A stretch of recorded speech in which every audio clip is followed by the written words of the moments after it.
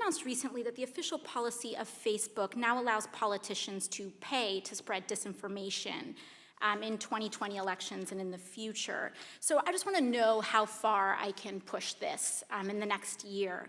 Under your policy, using census data as well, could I pay to target predominantly Black zip codes and advertise them the incorrect election date? No, Congresswoman, you couldn't. But you said you're not going to fact check my ads. We have, if anyone, including a politician, is saying things that can cause, that is calling for violence or could risk imminent physical harm or voter or census suppression when we roll out the census suppression policy, we will take that content down. So you will, there is some threshold where you will fact check political advertisements. Is that what you're telling me? Well, Congresswoman, yes, for specific things like that, where there's imminent risk of harm. Would I be able to run advertisements on Facebook targeting Republicans in primaries saying that they voted for the Green New Deal? I mean, if you're not fact-checking political advertisements, I'm just trying to understand the bounds here. What's fair Congresswoman, game?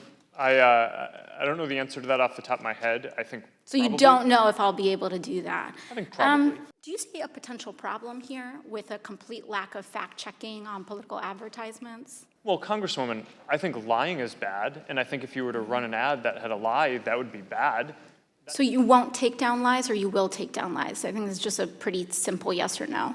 Okay. I believe that people should be able to see for themselves what politicians that they may or may not vote for so are you saying, won't take judge them their down. Character for themselves. So you won't take, you may flag that it's wrong, but you won't take it down. Question, in your ongoing dinner parties with far-right figures, some of who advanced the conspiracy theory that white supremacy is a hoax, did you discuss so-called social media bias against conservatives, and do you believe there is a bias?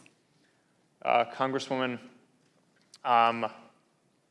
so I don't remember everything that was in the question. That's all right, I'll move on. Can you explain why you've named the Daily Caller, a publication well-documented with ties to white supremacists, as an official fact-checker for Facebook?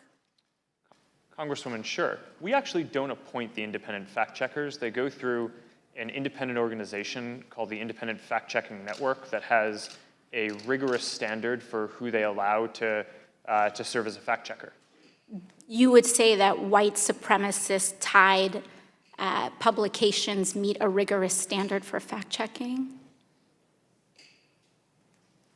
Thank you.